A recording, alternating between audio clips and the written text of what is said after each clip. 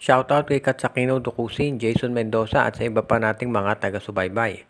At sa ngayon mukhang itong Barangay Ginebra ay determinado na makuha itong si Stephen Holt at willing silang gumawa ng isang trade na masasabi natin na patas.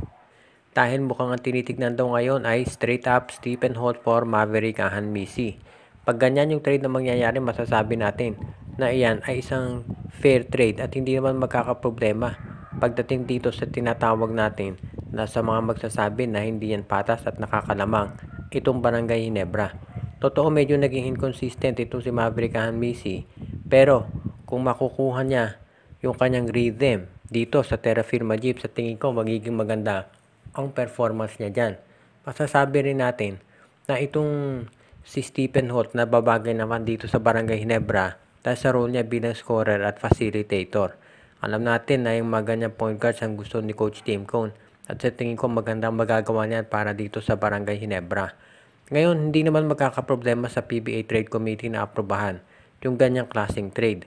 Dahil sa tingin ko, kung Stephen Holt for Maverick Ahanmisi lamang, ay masasabi natin na patas yan.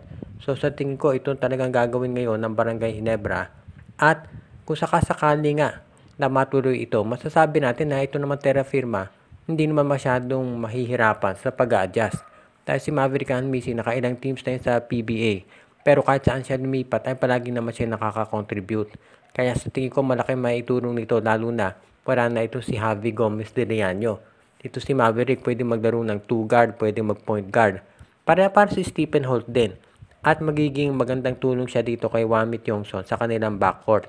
Samantala naman si Stephen Holt sa Ginebra, bagay na bagay sila na magsama nitong si Stanley Pringle dito sa kanilang lineup sa ngayon para kay Coach Tim.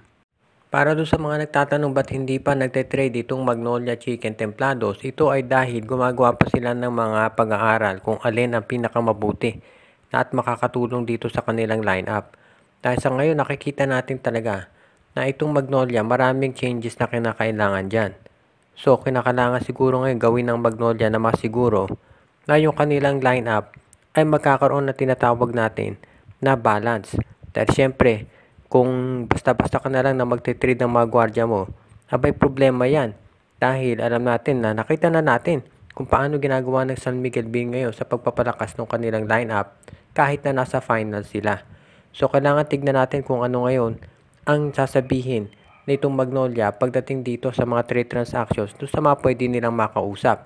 As it is, alam natin na itong si Gio Halalon, si Paul Lee, si Calvin Abueva, yan yung mga top players ng Magnolia na pwedeng matrade. Pero actually sa tingin ko maski na ito sila James Laput, pwede nilang bitawan yan kung magiging maganda ang kapalit.